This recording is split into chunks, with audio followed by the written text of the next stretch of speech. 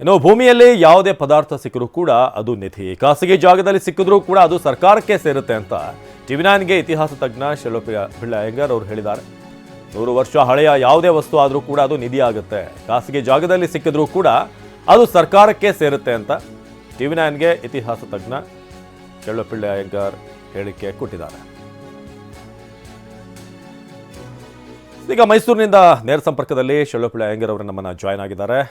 ಇವುಗಳೇ ನಾವು ನೋಡ್ತಾ ಇದ್ವಿ ಈ ಘಟನೆ ಸಂಬಂಧಪಟ್ಟಾಗಿ ಆರಂಭದಿಂದಲೂ ಕೂಡ ಆರಂಭದಲ್ಲಿ ಇದು ಏನು ಪುರಾತನ ವಸ್ತು ಅಂತ ಹೇಳಲಾಗಿತ್ತು, ಅದಾದ್ಮೇಲೆ ಅವರ ಪೂರ್ವಜರು ಅನ್ನೋ ವಿಚಾರ ಬರುತ್ತೆ. ಸೊ ಒಮ್ಮೆ ಈ ಥರ ಸಿಕ್ಕಂಥ ಸಂದರ್ಭದಲ್ಲಿ ಮುಂದೇನಾಗುತ್ತೆ, ಜೊತೆಗೆ ನಮಗೆಲ್ಲ ಗೊತ್ತಿರೋ ಹಾಗೆ ಲಕ್ಕುಂಡಿ ಈ ಶಿಲ್ಪಕಲೆಗಳ ತೊಟ್ಟಿಲು ಅಂತ ನಾವು ಕರಿತೀವಿ. ಸೊ ಅಲ್ಲಿ ಸಾಕಷ್ಟು ವ್ಯಾಪಾರ ವಹಿವಾಟು ರಾಜರ ಕಾಲದಲ್ಲಿ, ಚಾಲುಕ್ಯರ ಕಾಲದಲ್ಲಿ ನಡೀತಿತ್ತು ಅಂತ. ಏನಂತೀರಾ ಇದ್ರ ಬಗ್ಗೆ ಅಯ್ಯಂಗಾರ್ ಅವರೇ? ನಮ್ಮಲ್ಲಿ ಭಾರತ ಸರ್ಕಾರದ ಒಂದು ಕಾಯ್ದೆ ಇದೆ, 1878ರಲ್ಲಿ ಬಂದಂತಹ ಟ್ರೆಜರ್ ಟ್ರೋವ್ ಆಕ್ಟ್ ಅಂತ ಭಾರತದ ನಿಧಿ ಕಾಯ್ದೆ ಇದು. ಹೌದು. ಈ 1878ರ ಕಾಯ್ದೆನ ಕರೆಕ್ಟಾಗಿ ನೋಡಿದ್ರೆ ಇವಾಗ ಈ ಗೊಂದಲಗಳಿಗೆ ಕಾರಣವೇ ಇಲ್ಲ. ಯಾಕೆಂತಂದರೆ ಯಾವುದೇ ವಸ್ತು ಸುಮಾರು ರೂಪಾಯಿ 100 ಅಂದರೆ 10 ರೂಪಾಯಿಗಿಂತ ಅಧಿಕವಾಗಿರೋ ಯಾವುದೇ ವಸ್ತು, ಅಂದರೆ ಒಂದು ವ್ಯಾಲ್ಯೂ ಇರುವಂತಹ ಯಾವುದೇ ವಸ್ತು ಭೂಮಿಯ ಒಳಭಾಗದಲ್ಲಿ ಹೂಳಲ್ಪಟ್ಟಿದ್ದಾಗಿ ನಮಗೆ ಕಂಡು ಬಂದರೆ ಅದು ಭಾರತ ಸರ್ಕಾರಕ್ಕೆ ಮೊದಲು ರಿಪೋರ್ಟ್ ಮಾಡಬೇಕು. ಅಂದರೆ ಯಾರ ಮೂಲಕ ರಿಪೋರ್ಟ್ ಮಾಡಬೇಕು?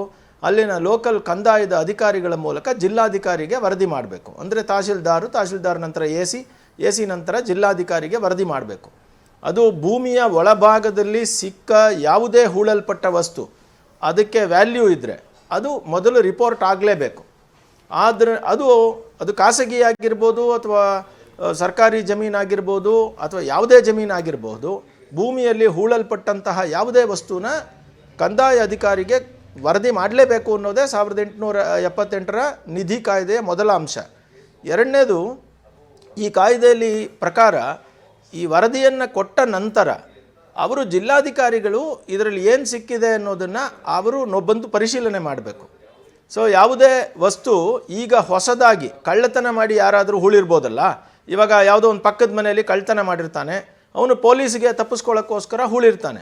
ಅಂತಹ ಸಂದರ್ಭದಲ್ಲಿ ಮಾತ್ರ ಅದು ಪೊಲೀಸ್ ಪ್ರಕರಣವಾಗಿ ಬದಲಾವಣೆ ಆಗ್ತದೆ. ಅದು ಬಿಟ್ಟು ಯಾವುದೇ ಪ್ರಾಚೀನವಾದಂತಹ ಪರಂಪರೆಯುಳ್ಳಂತಹ ವಸ್ತುಗಳು ಅಲ್ಲಿ ಸಿಕ್ಕಿದ್ರೆ ಅದು ಖಂಡಿತವಾಗಿಯೂ ನಿಧಿ ಕಾಯ್ದೆ ಅಡಿಗೆ ಬರುತ್ತೆ ಮತ್ತು ಜಿಲ್ಲಾಧಿಕಾರಿಗಳು ಅದನ್ನು ನಿಷ್ಕರ್ಷಣೆ ಮಾಡಬೇಕು, ಅದಕ್ಕೆ ನೋಟಿಸನ್ನು ಹೊರಡಿಸಬೇಕು ಮತ್ತು ಅವರು ಪುರಾತತ್ವ ತಜ್ಞರ ಜೊತೆಯಲ್ಲಿ ಚರ್ಚೆ ಮಾಡಿ ಆ ಆಭರಣಗಳನ್ನು ಪರಿಶೀಲಿಸಿ ಇದು ಎಷ್ಟು ವರ್ಷ ಹಳೆಯದು, ಇದಕ್ಕೆ ಇರುವ ಐತಿಹಾಸಿಕ ಮೌಲ್ಯಗಳೇನು ಅನ್ನೋದನ್ನು ವರದಿ ಪಡಿಬೇಕು. ಅದಕ್ಕೆ ಸ್ಟೇಟ್ ಆರ್ಕಿಯಾಲಜಿ, ಸೆಂಟ್ರಲ್ ಆರ್ಕಿಯಾಲಜಿಲಿ ಅವ್ರಿಗೆ ಕೊಡಬೇಕು. ಅವರು ಅದನ್ನು ಅಂದರೆ ತಜ್ಞರ ಮೂಲಕ ವರದಿಯನ್ನು ಕೊಡ್ತಾರೆ. ಮತ್ತು ನಾಣ್ಯಶಾಸ್ತ್ರಗಳ ಅಂದರೆ ನಾಣ್ಯಗಳೇನಾದರೂ ಸಿಕ್ಕಿದರೆ ನಾಣ್ಯಶಾಸ್ತ್ರಜ್ಞರ ವರದಿಯನ್ನು ಪಡಿಬೇಕು. ಮತ್ತು ಚಿನ್ನದ ವ್ಯಾಲ್ಯೂಯೇಟರ್ ಯಾರಿದ್ದಾರೆ ಅಂದರೆ ಯಾವ ಕಾಲದ ಚಿನ್ನ ಅನ್ನೋದನ್ನು ಕೂಡ ಕಂಡುಹಿಡಿಬೋದು, ಅದನ್ನು ಕೂಡ ಅವರು ಮಾಡಬೇಕು. ಇದು ಮೂರನ್ನು ಮಾಡಿ ವರದಿಯನ್ನು ಕೊಡಬೇಕು ಅವರು. ಅಂದರೆ ಜಿಲ್ಲಾಧಿಕಾರಿಗಳೇ ಇದಕ್ಕೆ ನೇರವಾಗಿ ಕಾನೂನಿನ ಪ್ರಕಾರ ಅವರೇ ಹೊಣೆಗಾರರು. ಸೊ ಅವರು ಮಾಡಲೇಬೇಕು ಇದನ್ನು. ಸರ್, ಈಗ ಯಾವುದೇ ಖಾಸಗಿ ಆಭರಣಗಳು ಏನ್ ಸಿಕ್ಕಿದೆ ವಸ್ತುಗಳು ಅದನ್ನ ನೀವು ಕೂಡ ಗಮನಿಸಿರ್ತೀರಾ. ಅದರ ವಿನ್ಯಾಸವನ್ನ ನೋಡಿದಾಗ ಇದು ಬಹಳ ಪುರಾತನ ಇದ್ದು ಅಂತ ಅನ್ಸುತ್ತಾ ಅಥವಾ ಅವರ ಪೂರ್ವಜರಿಗೆ ಸೇರಿದ್ದು ಅಂತ ಅನ್ಸುತ್ತಾ? ಆ ವಿನ್ಯಾಸವನ್ನ ನೋಡಿದಾಗ ನಿಮ್ಗೇನ್ ಅನ್ಸುತ್ತೆ ಅಂತ? ಖಂಡಿತವಾಗಿಯೂ ಇದು 100 ವರ್ಷಕ್ಕಿಂತ ಹಳೆಯದಿದು. ಆದ್ದರಿಂದ ಇದು ಪರಂಪರೆಗೆ ವ್ಯಾಪ್ತಿಗೆ ಬರ್ತದೆ, ಅಂದರೆ ಆರ್ಕಿಯಾಲಜಿ ವ್ಯಾಪ್ತಿಗೆ ಬಂದ್ಬಿಡುತ್ತಿದ್ದು. ಸೊ ಹಾಗಾಗಿ ಅದು ಇವಾಗ ಹೊಸದಾದ ಆಭರಣಗಳಲ್ಲ, ಅದು ಖಂಡಿತ ಹೊಸದಾದದ್ದಲ್ಲ. ಆಮೇಲೆ ಆ ಮಡಿಕೆಯನ್ನು ತಾವು ಗಮನಿಸ್ಬೋದು, ನಿಮ್ಮ ಚಿತ್ರಗಳಲ್ಲೇ ನೋಡ್ತಾ ಇದ್ದಾರೆ ವೀಕ್ಷಕರೆಲ್ಲ. ಆ ಮಡಿಕೆಯೂ ಕೂಡ ತುಂಬ ಅಂದರೆ ತಾಮ್ರದ ಬಿಂದಿಗೆ ಅಂತ ಏನು ಕಡಿತಾ ಇದ್ದೀರೋ ಅದು ಕೂಡ ಪ್ರಾಚೀನವಾಗಿರುವಂತಹದ್ದು ಮೇಲ್ನೋಟಕ್ಕೆ ಕಾಣಿಸುತ್ತೆ. ಹಾಗಾಗಿ ಇದು ಪ್ರಾಚೀನ ಆಭರಣಗಳೇ ಹೊರತು ನವೀನ ಆಭರಣಗಳಲ್ಲ, ಅಂದರೆ ಕಳೆದ 50 ವರ್ಷಗಳಲ್ಲಿ ಮಾಡಿದ ಆಭರಣಗಳಲ್ಲ. ಹಾಗಾಗಿ ಇದು ಪಾರಂಪರಿಕ ವಿಚಾರಕ್ಕೆ ಬರ್ತದೆ. ಮತ್ತು ಸಂವಿಧಾನದ ಪ್ರಕಾರನೂ ಕೂಡ ನಮಗೆ ಆಸ್ತಿಯ ಹಕ್ಕು ಇರಬಹುದು, ಆದರೆ ಸಾರ್ವಜನಿಕವಾದಂತಹ ಒಂದು ಹಿತಾಸಕ್ತಿ ಅಥವಾ ಪರಂಪರೆಯ ಹಿತಾಸಕ್ತಿಗೆ ಬಂದರೆ ಭಾರತೀಯ ಸಂವಿಧಾನದ ಪ್ರಕಾರನೂ ಕೂಡ ಅದು ಸರ್ಕಾರದ ಆಸ್ತಿ ಆಗುತ್ತೆ ಮತ್ತು ಸರ್ಕಾರ ಅದನ್ನು ಡಿಸಿಷನ್ ಮಾಡುತ್ತೆ. ಆ ಡಿಸಿಷನ್ ಮಾಡೋರು ಜಿಲ್ಲಾಧಿಕಾರಿಗಳು. ಅವರು ಡಿಸಿಷನ್ ತಗೊಳ್ಳೋ ತನಕನೂ ಕೂಡ ಇದು ಭಾರತ ಸರ್ಕಾರದ ಆಸ್ತಿ ಆಗಿರುತ್ತೆ. ಓಕೆ, ಇನ್ನು ಕೇಸ್ ಏನಾದರೂ ಇದು ಅವ್ರದ್ದು ಪೂರ್ವಜರದ್ದು ಅಂತ ಆಗಿದ್ರೆ ಅವರ ಬಳಿ ಏನಾದರೂ ಸಾಕ್ಷ್ಯವನ್ನು ಒದಗಿಸಬೇಕಾಗುತ್ತಾ? ಹಳೆಯ ಫೋಟೋ ಏನಾದರೂ ಇದ್ದರೆ ಅಥವಾ ಏನಾದರೂ ಪುರಾವೆಗಳಿದ್ದರೆ ಇದು ನಮ್ಮ ಪೂರ್ವಜರಿಗೆ ಸೇರಿದ್ದು ಅಂತ ಅವರು ಪ್ರೂವ್ ಮಾಡೋಕ್ಕೆ ಹೇಗೆ ಸಾಧ್ಯ ಆಗುತ್ತೆ ಅಂತ ಅದನ್ನು ಪರಿಗಣನೆಗೆ ತೆಗೆದುಕೊಳ್ಳಲಾಗುತ್ತಾ ಹೇಗೆ ಅಂತ? ಅಂದರೆ ಅಲ್ಲ, ಇದರಲ್ಲಿ ಕಾಯ್ದೆನಲ್ಲೇ ಹಾಗಂತ ಹೇಳಿದೆ. ಫಸ್ಟು ಜಿಲ್ಲಾಧಿಕಾರಿಗಳು ಏನೇನು ಸಿಕ್ತು ಅಲ್ಲಿ ಅದರ ವ್ಯಾಲ್ಯೂ ಏನು, ಅದರ ಯಾವ ವರ್ಷಕ್ಕೆ ಸಂಬಂಧಪಟ್ಟಿದ್ದು ಅಂತ ಒಂದು ತೀರ್ಮಾನವನ್ನು ಮಾಡಿಕೊಂಡು ಒಂದು ನೋಟಿಸನ್ನು ಹೊರಡಿಸ್ಬೇಕಾಗ್ತದೆ. ಆ ನೋಟಿಸನ್ನು ಹೊರಡಿಸಿ ಅವರು ಕೇಳ್ತಾರೆ, ಇದು ಖಾಸಗಿ ಆಸ್ತಿತ್ವಕ್ಕೆ ಏನಾದರೂ ಅಂದರೆ ಖಾಸಗಿ ಆಸ್ತಿಯಾ ಅನ್ನುವಂತಹ ಪ್ರಶ್ನೆಯನ್ನು ಕೇಳ್ತಾರೆ. ಆ ನೋಟಿಸ್ ಹೊರಡಿಸಿ 3 ತಿಂಗಳ ಒಳಗಡೆ ಎಲ್ಲ ಆಧಾರಗಳನ್ನು ತೆಗೆದುಕೊಂಡು ಜಿಲ್ಲಾಧಿಕಾರಿಯವರ ಸಮಕ್ಷಮದಲ್ಲಿ ಇದು ನಮ್ಮ ಖಾಸಗಿ ಆಸ್ತಿ ಅಂತ ಪ್ರೂವ್ ಮಾಡಬೇಕು. ಹಾಗೆ ಪ್ರೂವ್ ಮಾಡಿದ್ರೆ ಮಾತ್ರ ಯಾವಾಗ ಜಿಲ್ಲಾಧಿಕಾರಿಗೆ ಮನದಟ್ಟಾದರೆ ಅವರು ಇದನ್ನು ಬೇಕಾದರೆ ಖಾಸಗಿ ಆಸ್ತಿ ಅಂತ ಪರಿಗಣಿಸಬಹುದು. ಮತ್ತು ಕಾನೂನಿನ ಪ್ರಕಾರ ಇದು ನ್ಯಾಯಾಲಯದಲ್ಲಿ ಇದು ಕೋರ್ಟ್ಗೆ ಹೋಗೋದಕ್ಕಾಗೋದಿಲ್ಲ. ಅಲ್ಟಿಮೇಟ್ ಜಿಲ್ಲಾಧಿಕಾರಿನೇ ನಿರ್ಣಯ ಮಾಡಬೇಕು. ಮೊದಲ ಭಾಗದಲ್ಲಿ 6 ತಿಂಗಳ ಒಳಗಾಗಿ, ಈ ಯಾವುದೇ ನಿಧಿ ಸಿಕ್ಕ 6 ತಿಂಗಳ ಒಳಗಾಗಿ ಜಿಲ್ಲಾಧಿಕಾರಿಗಳು ಇದರ ವ್ಯಾಲ್ಯುವೇಷನ್ಸ್ ಎಲ್ಲ ಮಾಡಿಸಿ ವರದಿಯನ್ನು ಪಡೆದು ನೋಟಿಸನ್ನು ನೀಡಿ ಇದು ಖಾಸಗಿನೇ ಅಥವಾ ಇದು ಸರ್ಕಾರದ ಆಸ್ತಿನೇ ಅಂತ ಘೋಷಣೆಯನ್ನು ಮಾಡಬೇಕು ಜಿಲ್ಲಾಧಿಕಾರಿಗಳು. ಸೊ ಹಾಗಾಗಿ 6 ತಿಂಗಳ ತನಕನೂ ಕೂಡ ಇದಕ್ಕೆ ಅವಕಾಶ ಇದೆ. 6 ತಿಂಗಳ ಒಳಗಾಗಿ ಇದು ಖಾಸಗಿ ಆಸ್ತಿ ಅನ್ನೋದನ್ನು ಪ್ರೂವ್ ಮಾಡೋದಕ್ಕಾಗೋದಿಲ್ಲ ಕಾನೂನು ಪ್ರಕಾರ. ನಾನು ಸಾಮಾನ್ಯ ಜನರ ಒಂದು ಅವರ ಪರ್ಸ್ಪೆಕ್ಟಿವ್ನ ಒಂದು ಪ್ರಶ್ನೆ ಕೇಳ್ತೀನಿ. ಏನಂತಂದರೆ ತುಂಬ ಜನ ಹೀಗೆ ಹೇಳ್ತಾರೆ, ಇದನ್ನು ಯಾಕೆ ಸರ್ಕಾರಕ್ಕೆ ಕೊಡಬೇಕು, ಅವ್ರು ಏನಾದರೂ ಮಾಡ್ಬೋದಾಗಿತ್ತು. ಸೊ ಏನಾಗುತ್ತೆ, ಅಪರಾಧ ಆಗುತ್ತಾ ಈ ಥರ ಒಂದು ವಸ್ತು ಸಿಕ್ಕಾಗ ಅವ್ರೇನಾದರೂ ಅದನ್ನು ಮಾರಾಟ ಮಾಡುವಂಥ ಪ್ರಯತ್ನ ಪಟ್ಟರೆ ಯಾರಿಗೂ ಕೂಡ ತಿಳಿಯದೆ, ಆಗ ಲೀಗಲಿ ಏನಾಗುತ್ತೆ ಅಯ್ಯಂಗಾರ್ ಅವರ? ಇದು ನಮ್ಮ ಭಾರತೀಯ ಭೂಭಾಗದಲ್ಲಿ ಎಲ್ಲಿಯೇ ಆಗಲಿ, ಅದು ಖಾಸಗಿ ಆಗಿರ್ಬೋದು, ಸಾರ್ವಜನಿಕವಾಗಿರ್ಬೋದು, ದೇವಾಲಯ ಆಗಿರ್ಬೋದು, ಎಲ್ಲಾದರೂ ಆಗಿರ್ಬೋದು, ಪ್ರಾಚೀನ ನಿಧಿಗಳು ಸಿಕ್ಕಾಗ ಅದನ್ನು ದಂಡಾಧಿಕಾರಿಗಳಿಗೆ, ತಾಲೂಕು ದಂಡಾಧಿಕಾರಿಗಳಿಗೆ ವರದಿ ಮಾಡಲೇಬೇಕು. ಒಂದು ವೇಳೆ ಅವರು ವರದಿ ಮಾಡದೆ ಮುಚ್ಚಿಟ್ರೆ ಇದು ಶಿಕ್ಷಾರ್ಹವಾದ ಒಂದು ಎಷ್ಟು ಮೌಲ್ಯ ಇದೆಯೋ ಅದರ ಮೇಲೆ ಒಂದು ಫೈನ್ ಕೂಡ ಆಗುತ್ತೆ ಮತ್ತು ಮುಚ್ಚಿಟ್ಟದ್ದಕ್ಕಾಗಿ ಜೈಲು ಶಿಕ್ಷೆ ಕೂಡ ಇದೆ. ಅದರಿಂದ ಕಾನೂನಲ್ಲಿ ಅದಿದೆ, ಅದು ಬ್ರಿಟಿಷರ ಕಾಲದಿಂದನೂ ಕೂಡ ಇದೆ. ಅದನ್ನು ನಾವು ಅಕ್ಸೆಪ್ಟ್ ಮಾಡಿದ್ದೀವಿ.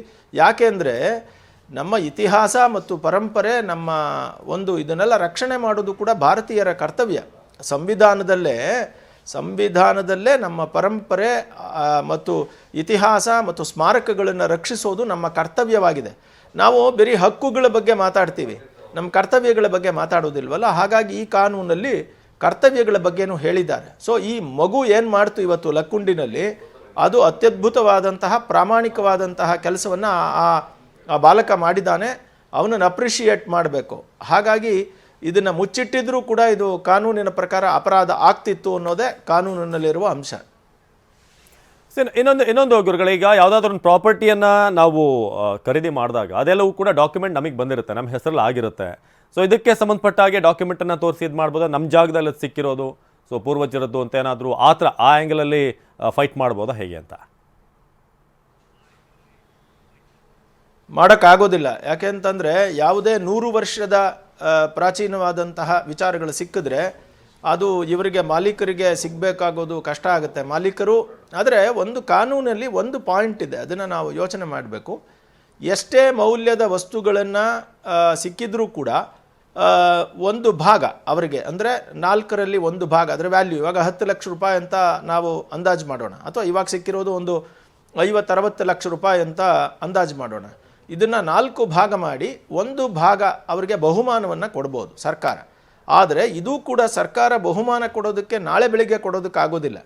ಇದು ಜಿಲ್ಲಾಧಿಕಾರಿಗಳಿಂದ ನೋಟಿಸ್ ಆಗಿ ಇದೆಲ್ಲ ತೀರ್ಮಾನ ಆಗಿ ಇದು ಖಾಸಗಿ ಸ್ವತ್ತೇ ಅಲ್ವೇ ಅಥವಾ ಯಾವುದಾದ್ರೂ ಅಪರಾಧ ಪ್ರಕರಣಕ್ಕೆ ಸಂಬಂಧಪಟ್ಟಿದೆಯೇ ಅನ್ನೋದನ್ನೆಲ್ಲ ಪೊಲೀಸವರು ತನಿಖೆ ನಡೆಸಿ, ಇದು ಅಪರಾಧ ಪ್ರಕರಣಕ್ಕೆ ಸಂಬಂಧಪಟ್ಟಿದ್ದಲ್ಲ, ಯಾರೋ ತಂದು ಮುಚ್ಚಿಟ್ಟಿದ್ದಲ್ಲ, ಇದು ಸ್ವಭಾವತಃ ಭೂಮಿಯಲ್ಲಿ ನಿಧಿಯಾಗಿ ಸಿಕ್ತು ಅಂತ ಗೊತ್ತಾದ ಮೇಲೆ ಇದು 6 ತಿಂಗಳೊಳಗಡೆ ಫೈನಲ್ ಮಾಡಿಕೊಂಡು ಆಗ ಯಾರು ಅದನ್ನು ಹುಡುಕಿ ಕೊಟ್ಟರೋ, ಆ ಸರ್ಕಾರಕ್ಕೆ ಪ್ರಾಮಾಣಿಕವಾಗಿ ಕೊಟ್ಟರೋ ಅವರಿಗೆ 1 ಭಾಗ ಅಂದರೆ ಸುಮಾರು 10 ಲಕ್ಷ ರೂಪಾಯಿ ತನಕನೂ ಅವರಿಗೆ ಬಹುಮಾನವನ್ನು ಕೊಡ್ಬೋದು. ಓಕೆ, ಹಾಗೆ ಸಂಪರ್ಕದಲ್ಲಿರಿ, ನಾನು ನಿಮ್ಮ ಜೊತೆ ಇನ್ನಷ್ಟು ಮಾತನಾಡ್ತೀನಿ. ಗದಗದಲ್ಲಿ ಈಗ ಇನ್ನೊಂದು ಭಯ ಈಗ ಕಾಡ್ತಿರೋದು ಏನು ಅಂತಂದರೆ, ಗದಗದ ಲಕ್ಕುಂಡಿಯಲ್ಲಿ ನಿಧಿ ಪತ್ತೆಯಾದಂಥ ಬೆನ್ನಲ್ಲೇ ಒಂದಷ್ಟು ಆತಂಕ ಸೃಷ್ಟಿಯಾಗಿದೆ. ಇಡೀ ಲಕ್ಕುಂಡಿ ಗ್ರಾಮದಲ್ಲಿ ಅಪಶಕುನ ಅನ್ನೋ ಚರ್ಚೆ, ಏನಾದರೂ ಅನಾಹುತ ಆಗುತ್ತಾ ಅನ್ನೋ ಆತಂಕ ಕೂಡ ಶುರುವಾಗಿದೆ. ಈಗ ನಿಧಿ ಸಿಕ್ಕಿದವರಿಗೆ ಇದುವರೆಗೆ ಒಳ್ಳೇದಾಗಿಲ್ಲ, ಹಾಗಾಗಿ ಅಪಶಕುನ ಇದು ಅಂತ ಒಂದಷ್ಟು ಮಾತುಗಳು ಹರಿದಾಡ್ತಾ ಇದೆ. ಜೊತೆಗೆ ಚಿನ್ನ ಹುಡ್ಕೊಂಡು ಹೋದಂಥವ್ರು ಯಾರೂ ಕೂಡ ಬದುಕಿಲ್ಲ ಅನ್ನೋದ್ರ ಬಗ್ಗೆ ಕೂಡ ಅಲ್ಲಿ ಚರ್ಚೆ ಆಗ್ತಾ ಇದೆ. ಇವ್ರುಗಳಿಗೆ ನಾವು ಗಮನಿಸ್ತಾ ಇದ್ವಿ, ಇಲ್ಲಿ ಒಂದು ಭಯ ಹರಡ್ತಾ ಇದೆ ಊರಲ್ಲಿ. ಏನಂತಂದ್ರೆ ಈ ಥರ ನಿಧಿ ಎಲ್ಲ ಸಿಕ್ಕಿದ್ರೆ ಅಪಶಕುನ, ಇದನ್ನೇನಾದರೂ ಹುಡ್ಕೊಂಡು ಹೋದಂಥವ್ರು ರಕ್ತ ಕಾರಿಸತ್ತಿದ್ದಾರೆ, ಇಂಥದ್ದೆಲ್ಲ ಒಂದಷ್ಟು ಮಾತುಗಳು ಹರಿದಾಡ್ತಾ ಇದೆ. ಇದೆಲ್ಲ ನಿಜಾನ, ನಂಬೋದಾ, ಹೇಗೆ ಅಂತ? ಇಲ್ಲ, ಆ ಥರ ಎಲ್ಲ ಯಾವುದೂ ಇಲ್ಲ. ನಿಧಿಯನ್ನು ಸಿಕ್ಕಿದ್ದು ಬಹಳ ಜನ ಭಾರತದಾದ್ಯಂತ ನೀವು ನಿಧಿ ಸಿಕ್ಕಿರುವಂತಹ ಪ್ರಕರಣಗಳಲ್ಲಿ ಎಲ್ಲನೂ ಕೊಟ್ಟಿದ್ದಾರೆ ಸರ್ಕಾರಕ್ಕೆ. ಸರ್ಕಾರ ಕೂಡ ಅದನ್ನು ಮ್ಯೂಸಿಯಂಗಳಲ್ಲಿ ಸಂರಕ್ಷಣೆ ಮಾಡಿದೆ. ಆದ್ದರಿಂದ ಅವರಿಗೆ ನಿಧಿ ಸಿಕ್ಕಿದವರಿಗೆ ಅಪಶಕುನ ಅನ್ನೋದೆಲ್ಲ ಏನೂ ಇಲ್ಲ, ಏನೂ ಆಗಲ್ಲ ಅವ್ರಿಗೆ. ಆದರೆ ಸಾಮಾನ್ಯವಾಗಿ ನಿಧಿಯನ್ನು ಹುಡುಕಕ್ಕೆ ಹೋದವರು ಬಹಳ ಜನ ಸತ್ತಿದ್ದಾರೆ ಅನ್ನೋ ಮಾತಿದೆಯಲ್ಲ, ಅದು ಕೂಡ ಏನು ಅಂತಂದರೆ ನಿಧಿ ಸಿಗುತ್ತೆ ಅನ್ನೋ ಆಸೆಯಲ್ಲಿ ಅವರೇ ಪರಸ್ಪರ ಕಚ್ಚಾಡಿಕೊಂಡು ಹೋಗಿರೋದನ್ನು ಕೂಡ ನಾವು ನೋಡಿದ್ದೀವಿ. ಅಂದರೆ ಒಂದು ನಿಧಿ ಸಿಕ್ಕಿದ್ರೆ, ನಿಧಿ ಸಿಕ್ಕುವಾಗ ನಿಧಿ ಹುಡ್ಕಕ್ಕೆ ಹೋದಾಗ 3 ಜನ ಇರ್ತಾರೆ.